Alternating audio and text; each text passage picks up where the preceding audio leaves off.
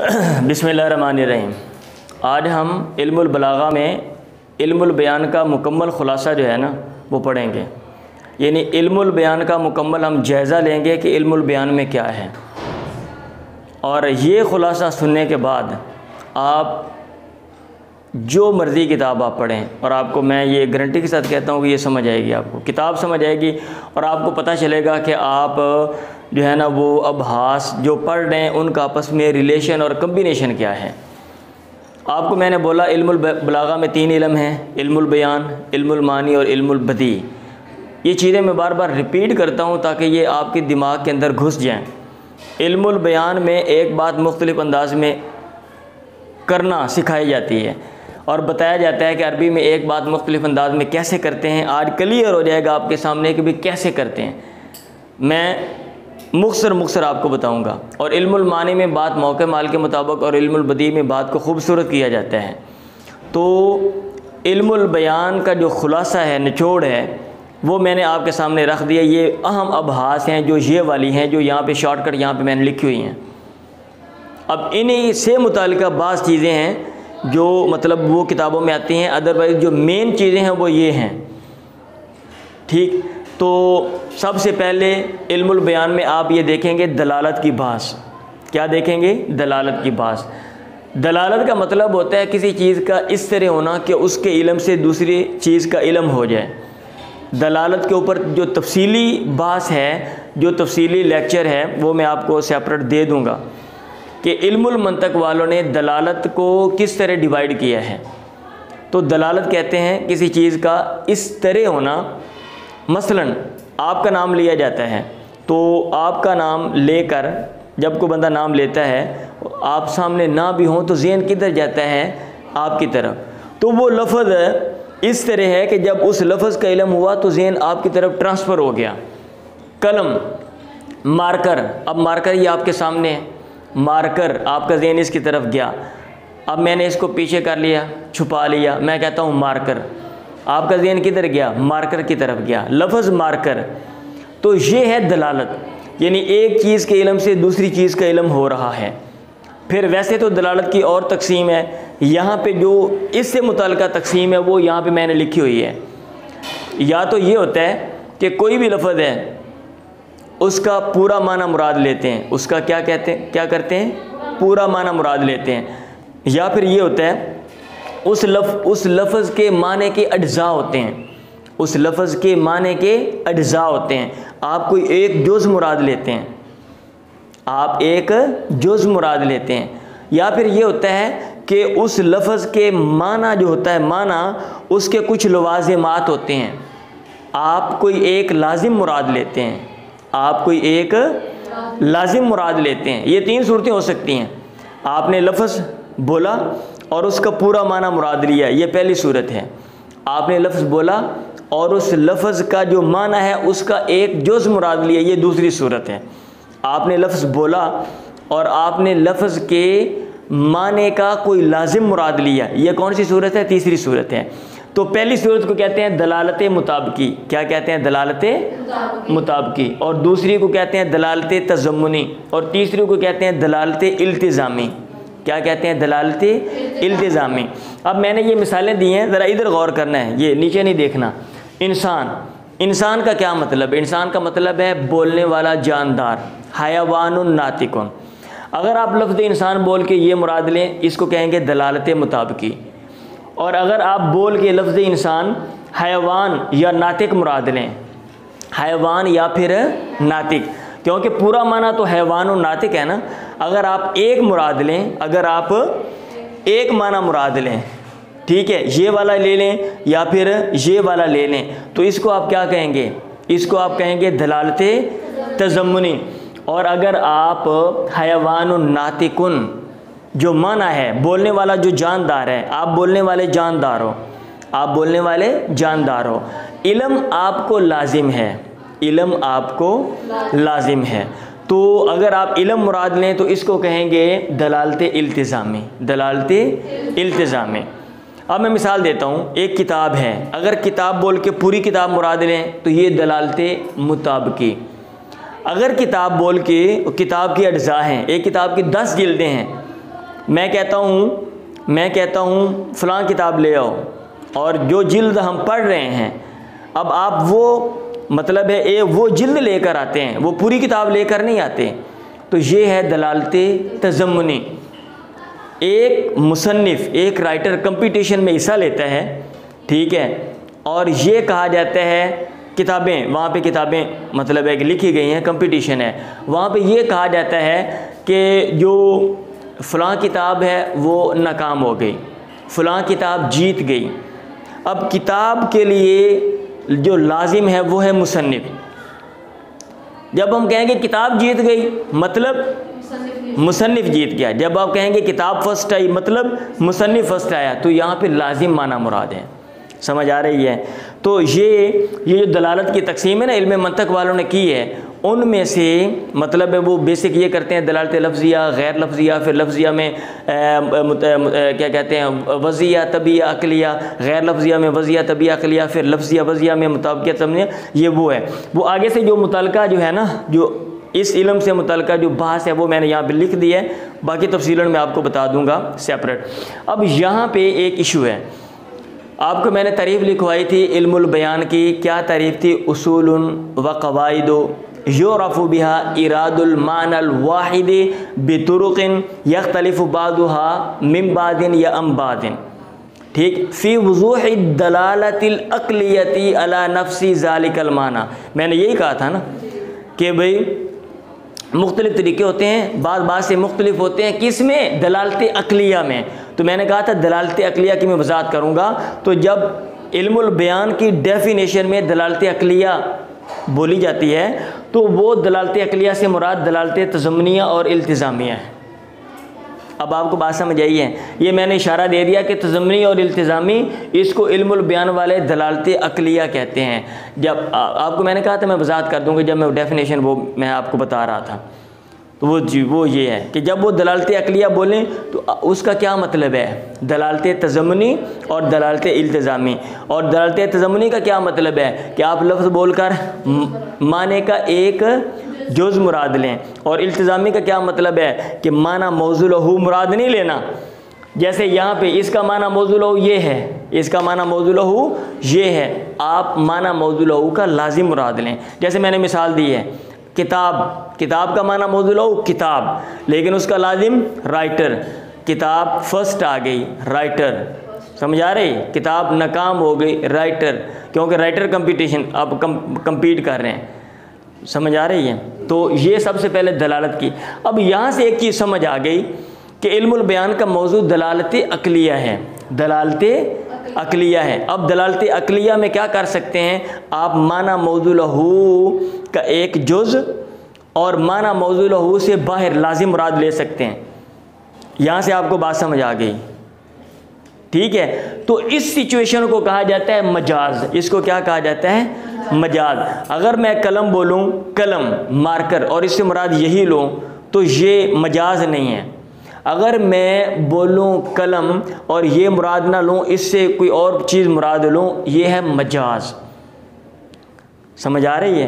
तो जब हमने कहा इल्मुल बयान का मौजू जो है वो दलालत अक़लिया है, इसका मतलब यानी वो सिचुएशन है, वो सूरत हाल है जिस सूरत में आप माना मौज़ू लहू से बाहर या तो एक जुज़ मुराद लें, ठीक है, या फिर माना मौज़ू लहू से बाहर चले जाएं। और वो सिचुएशन कौन सी है? वो ये दलालत अक़लिया वाली है, ये दलालत तज़म्मुनी और इल्तिज़ामिया वाली है, और इसको मजाज कहते हैं। और इसको क्या कहते हैं? मजाज। आपको मैंने कहा था इल्मुल बयान होता है एक बात मुख्तलिफ अंदाज में करना। अब यहाँ पे आप मुख्तलिफ अंदाज में कर सकते हैं या नहीं कर सकते? देखें कैसे। एक चीज़ है, ठीक है, एक चीज़ है, और मतलब एक लफ्ज़ है, उसका माना मौज़ू लहू है, उसका माना मौज़ू लहू है, और उसके आगे कई अज्ज़ा हैं। आप लफ्ज़ बोल के माना मौज़ू लहू का एक जुज़ मुराद ले सकते हैं, कभी दूसरा जुज़ ले सकते हैं, कभी तीसरा जुज़ ले सकते हैं, कभी चौथा जुज़ ले सकते हैं, वो लफ्ज़ बोल के, ठीक है। आप लफ्ज़ बोल के उस माना मौज़ू लहू का एक लाज़म भी मुराद ले सकते हैं, दूसरा लाज़म भी मुराद ले सकते हैं, तीसरा लाज़म भी। तो इन सूरतों में ये पॉसिबल है, मुमकिन है। लेकिन उधर लफ्ज़ बोल के माना मौज़ू लहू, तो भाई अगर वो तो एक ही सूरत है ना, भाई वो तो एक ही सूरत है। तो दलालत अक़लिया में ये पॉसिबल है कि आप मुख्तलिफ़ अंदाज में बात करें, एक लफ्ज़ को कभी माना उसके अपने माने में इस्तेमाल करें, कभी दूसरे माने में इस्तेमाल करें, कभी उसका एक लाज़िम मुराद लें, कभी दूसरा लाज़िम मुराद लें, पॉसिबल है ना। चलें, तो इल्मुल बयान का जो मौजू है वो क्या है? मजाज है, मजाज। अब मजाज में देखें, मजाज की बेसिकली दो किस्में, एक है मजाज अक़ली और एक है मजाज लुग़वी। एक है मजाज अक़ली और एक है मजाज लुग़वी। मजाज अक़ली का मतलब ये होता है कि हकीकत में फ़ेल जिसने किया है आप फ़ेल की निस्बत उसकी तरफ ना करें। आप हकीकत में जिसने काम किया है आप काम की निस्बत उसकी तरफ ना करें, किसी और की तरफ कर दें किसी भी मुनासबत से। ठीक है, ठीक है। एक मस्जिद, जो मस्जिद होती है वो एक बंदा बनवाता है, हालांकि एक बंदा बनवाता है, बनाता नहीं है। बनाता कौन है मस्जिद को? मेमार, जो तामीर करने वाले होते हैं। ठीक है, तो हम क्या क्या देते हैं? फ़लाँ ने मस्जिद बनाई है। ठीक है। बारिश कौन बरसाता है? अल्लाह ताला। हम कहते हैं अमतरत इस्समाउ, आसमान ने बारिश बरसाई। तो फ़ेल की निस्बत जो हकीकत में काम करने वाला है अगर उसकी तरफ ना हो, किसी और की तरफ हो, इसको कहते हैं मजाज अक़ली। इसको क्या कहते हैं? मजाज अक़ली। और एक है फ़ेल की निस्बत, और एक है कि लफ्ज़ बोल के आप उसका माना मौजू लहू नहीं दूसरा माना मुराद लें, इसको कहते हैं मजाज लुग़वी। इसको क्या कहते हैं? मजाज लुग़वी। जैसे असदुन, असद का क्या माना है? हयवानुन मुफ्तरिसुन। असद का माना ऐसा जानदार जो चीर फाड़ करने वाला है, वो ये माना मौजू लहू है, ये माना मौजू लहू है। लेकिन आप मुराद कौन सा ले रहे हैं? राजुलुन शुजाउन, बहादुर आदमी। आप क्या मुराद ले रहे हैं? राजुलुन शुजाउन। ठीक है, तो माना मौजू लहू से हट के अपने गैर माना मौजू लहू मुराद लिया, इसको कहते हैं मजाज लुग़वी। ठीक हो गया। अब मजाज लुग़वी की दो किस्में, मजाज लुग़वी की दो किस्में, इस्तिआरा और मजाज मुरसल, ये कैसे आती हैं? देखें, आप माना मौजू लहू ये देखें और माना गैर मौजू लहू आप मुराद ले रहे हैं, तो कोई ना कोई मुनासबत भी होनी चाहिए, कोई ना कोई मुनासबत भी। ऐसे मुनासबत के बग़ैर नहीं होता भाई, मुनासबत के बग़ैर आप ऐसा नहीं कर सकते कि आप बोलें भाई मैंने असद बोला है और इससे मुराद मैंने लोटा ले लिया है, मैंने असद बोला है इससे मुराद मैंने डंडा ले लिया है। ठीक है, तो भाई कोई मुनासबत ही नहीं है। तो यहाँ पे मुनासबत है, आपने बहादुर आदमी मुराद लिया और यहाँ पे चीर फाड़ करने वाला, जैसे वो हर एक पे हमला करता है और वो मतलब है जो भी मुश्किल चीज़ हो उसको फेस करता है, हाँ, ख़तरात का सामना करता है, तो ये भी ख़तरात का, ये मुनासबत है। अगर मुनासबत दो सूरतें हैं, आप माना मौजू लहू और बोल कर लफ्ज़ बोलकर माना मौजू लहू मुराद नहीं लेते, आप माना गैर मौजू लहू मुराद लेते हैं, तो वहाँ पे फिर दो सूरतें हैं। या तो ताल्लुक़ तशबीह का होगा, मुनासबत तशबीह वाली होगी। कौन सी होगी? जैसे यहाँ पे है तो फिर उसको कहेंगे इस्तिआरा, अदरवाइज उसको कहेंगे मजाज मुरसल। दो ही सूरतें बनती हैं, या तो ताल्लुक़ तशबीह का होगा या कोई और ताल्लुक़ होगा। अगर ताल्लुक़ तशबीह का है तो इस्तिआरा, तो लिहाजा इस्तिआरा की बात हमें देखनी पड़ेगी। और अगर ताल्लुक़ तशबीह का नहीं है, कोई और ताल्लुक़ है, तो मजाज मुरसल, लिहाजा मजाज मुरसल की बात देखनी पड़ेगी। ठीक है, तो इसलिए ये इस्तिआरा की अभास मैंने यहाँ पे इशारा दे दिया है और यहाँ पे मजाज मुरसल की जो अभास है मैंने उनका इशारा दे दिया है। अब अगला क्वेश्चन ये है कि जब हमने यहाँ पे मजाज लुग़वी की तकसीम की तो हमने ये कहा या ताल्लुक़ तशबीह का होगा, तो भाई तशबीह क्या होती है, तशबीह की क्या तफसीलात हैं? तो तशबीह की तफसीलात जानना सबसे पहला काम है। इसलिए इल्मुल बयान में कल आपको मैंने जो एक दो दिन पहले सबक पढ़ाया, कहाँ से मैंने आगाज़ किया? तशबीह से आगाज़ किया ना, क्योंकि तशबीह की सारी अभास आपको समझ आएंगी तो फिर आपको अगली अभास इस्तिआरा और मजाज मुरसल की समझ आएंगी। समझ आ रही है बात? तो तशबीह में ये देखें, ये तशबीह में सबसे पहले तशबीह की बात है। अब ज़ाहिर बात है तशबीह में कितनी चीज़ें होती हैं ये अब हास करनी चाहिए तशबीह में। तो उसमें सबसे पहले अरकान की बात है। अरकान आपको मैंने पढ़ा दिए हैं, मुशब्बा, मुशब्बा भी, वजह शिबा और अदात शिबा पढ़ा दिए हैं ना। अच्छा, अरकान की बात है।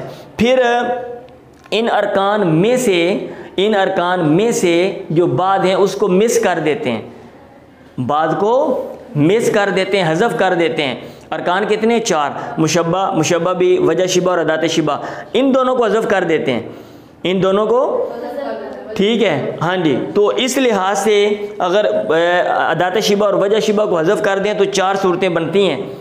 हर एक की डेफिनेशन तफसील में आपको मिसाल बाद में दूंगा, अभी आप खुलासा पढ़ रहे हैं। तो ये 4 सूरतें बन गई, मुरसल, मुअक्कद, मुफस्सल और मुजमल, बल्कि 5 बलीग बन गई, 5 बनती हैं, ठीक है। क्योंकि अदात शिबा या हज़फ होगा या ज़िक्र होगा, वजह शिबा ज़िक्र होगा या हज़फ होगा, या दोनों ज़िक्र होंगे। तो इस लिहाज से ये कितनी सूरतें बन गई? 5 ही बनती हैं, ठीक है। वैसे 6 बनती हैं, लेकिन ये 5 बनाते, छठी वो बनाते नहीं हैं, ठीक। वो मैं आपको बताऊंगा तफसील जब मैं पढ़ाऊंगा।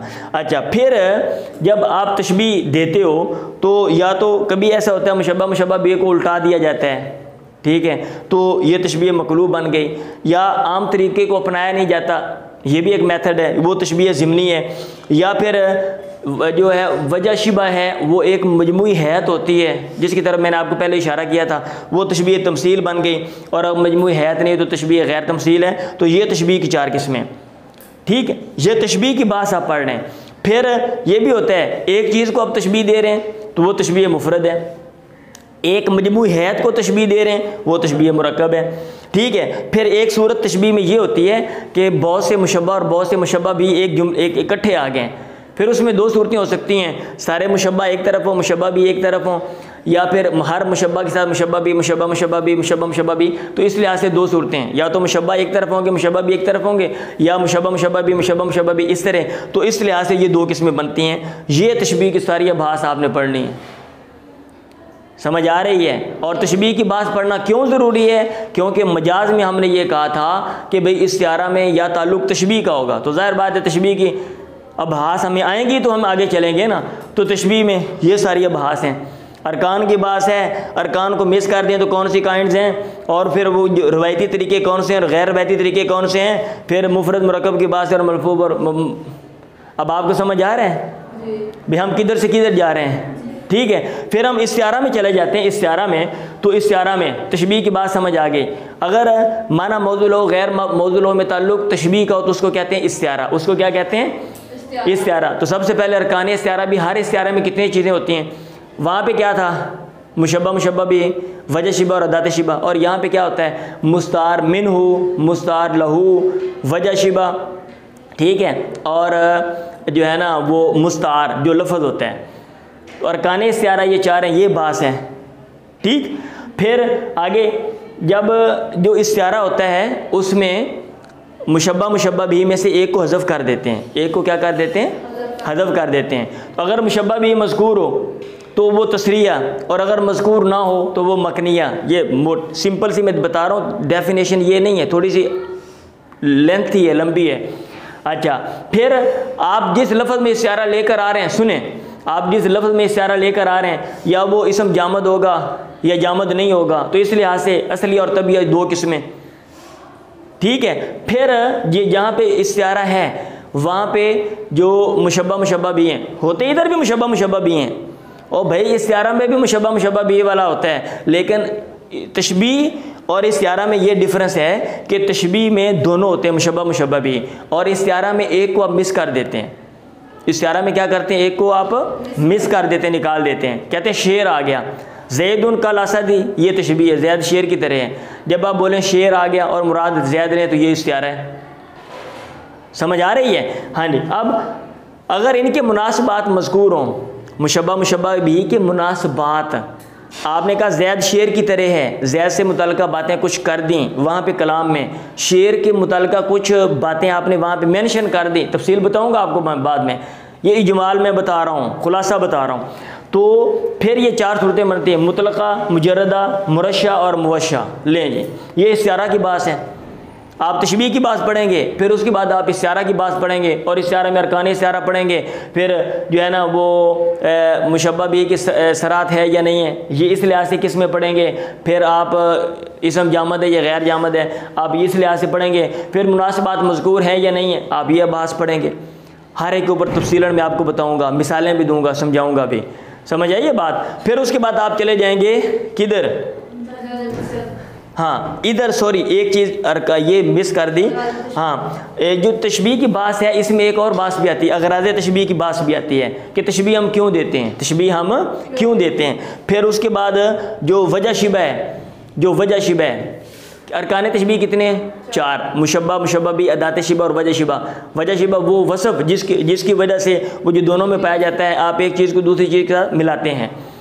तो वजह शिबा वो हिस्सी भी हो सकता है, अकली भी हो सकता है, ठीक है, यानी जिसको अकल मतलब समझती है लेकिन आप उसको महसूस नहीं कर सकते, ये ऐसी वजह शिबा भी हो सकती है और हकीकत में भी पाई जा सकती है और ख़्याल में भी पाई जाती है। हम कहते हैं चाँद बड़ा खूबसूरत है, ख्याली चीज़ हकीकत में नहीं है। आप वहाँ पे जाएँ, ठीक है, टोए टिब्बे बड़े हैं, ठीक, चलते फिरते गिरेंगे, दांत शांत भी हो सकता है, निकलने का इम्कान है वहाँ पे, समझ आइए। हाँ जी, तो वजह शिबा, तो ये जो हिस्सी और अकली की बात है ये आएगी जो है ना जब आप तशबीह के बास पढ़ोगे, मतलब वजह शिबा के बास और वजह शिबा की जो मुख्तलिफ सूरतें हैं वो उनमें ये अबहास आएंगे। अच्छा, हमने तशबीह पढ़ ली, हमने इस्तिआरा पढ़ लिया, अब हम चले गए मजाद मुरसल की तरफ। मजाद मुरसल में एक ही बात है, अगर माना मौजूल हो और गैर छोड़ के आप माना गैर मौजूल हो मुराद लेते हैं और अगर ताल्लुक़ तशबीह का नहीं है, कोई और ताल्लुक़ है, तो वो कितनी तरह के ताल्लुकात हो सकते हैं और इसमें माहिरीन का क्या इख्तिलाफ है, हम ये बात पढ़ेंगे। अगराज़ तशबीह सॉरी इलाके की बात, इलाके की बात, यानी मजाद मुरसल के इलाके कितने, मजाद मुरसल के इलाके कितने। अच्छा, फिर उसके बाद एंड पे आप पढ़ेंगे, एक तो मजाद अकली, मैंने इशारा दे दिया आपको, ऊपर बता दिया ना मजाद अकली का, एक मजाद मुरक्कब होता है, एक एक लफ्ज़ बोल के आप माना मौजूल हो मुराद नहीं ले रहे हैं, आप कोई और माना, एक एक जुमला बोल के अब जुमले का जो पूरा माना है आप वो मुराद नहीं ले रहे, माना गैर मौजूल, उसको कहते हैं मजाद मुरक्कब। आप मजाद मुरक्कब की बात पढ़ेंगे। फिर एक और सूरत है, एक ये सूरत है, आपने माना मौजूल हो, ठीक है, छोड़ के गैर माना मौजूल हो मुराद लिया, ठीक है, और माना मौजूल हो भी मुराद वहाँ पे लिया जा सकता है। यहाँ पे इस्तिआरा और मजाद मुरसल में आप माना गैर मौजूल हो ही मुराद लेते हैं, माना मौजूल हो मुराद नहीं ले सकते। क्यों? क्योंकि वहाँ पे करीना होता है। क्या होता है? करीना, अलामत, दलील होती है। लेकिन ऐसी सूरत हाल भी होती है, आप माना गैर मौजूल हो भी मुराद ले सकते हैं लेकिन माना मौजूल हो भी मुराद ले सकते हैं, तो इसको कहते हैं किनाया। किनाया की बात पढ़ेंगे और इसमें कितनी सूरतें हो सकती हैं, मुख्तलिफ सूरतें, तो उसमें तलवी, रमद और इशारा की बात आप पढ़ेंगे। लें जी, ये इल्मुल बयान है और ये इल्मुल बयान का खुलासा और निचोड़ है। अगर ये सारी जो तस्वीर मैंने आपके सामने पेश की है आपके ज़हन में है कि भाई इल्मुल बयान में दरअसल जो बात है वो मजाज की बात है, और मजाज की बात क्यों है वो मैंने दलालत में बता दिया आपको कि दलालत अकलिया, इल्मुल बयान की डेफिनेशन में हमने पढ़ा था फ़ी वज़ूह दलालतिल अकलियती, दलालत अकलिया की हमने बात की थी, और दरवाज़ा बंद कर दें, दलालत अकलिया की बात की थी, ठीक है। तो दलालत अकलिया में क्या? मजाज, हाँ जी, मजाज की बात है, और मजाज की तकसीम क्या है वो मैंने सारी आपके सामने रख दी है। ये बातें ज़हन में रखें और फिर आप इल्म पढ़ें, तो मेरा ख्याल है इसमें कोई परेशानी वाली बात नहीं। ये जो हम समझते हैं कि इल्मुल बलागा जो है वो भाई आता ही नहीं है और लोग साल पढ़ते हैं, समझ ही नहीं आती। मैं हैरान हूँ, एक तालिब इल्म बड़े मदरसे में पढ़ के आया और बड़ी बड़ी किताबों का नाम भी मैंने मुख्तसरुल मानी पढ़ी है, इल्मुल बलागा में है वो। तो मैंने कहा उसमें क्या है? अब उस्ताद पढ़ा रहे हैं जी, 10 साल से वो पढ़ा रहे हैं, कहते हैं उसमें वो फसाद तो बलागत होती है। मैंने कहा वो क्या है? कहते हैं उसमें तरकीबें शरकीबें होती हैं, लुगत की बात होती है। क्लियर कर मुझे वो जवाब ही नहीं दे सके। मैंने कहा आप क्या करते थे? कहते हैं हम उसमें से सीगे ढूंढते थे, तरकीबें हम करते थे। अब हिसाब लगाएं, फ़न के ऊपर भी फोकस करें और समझें कि भी फ़न क्या है और फ़न की तकसीम क्या है। अगर आपको वो समझ आ जाती है, आप कोई भी किताब पढ़ते हैं आपके लिए कोई इशू नहीं है।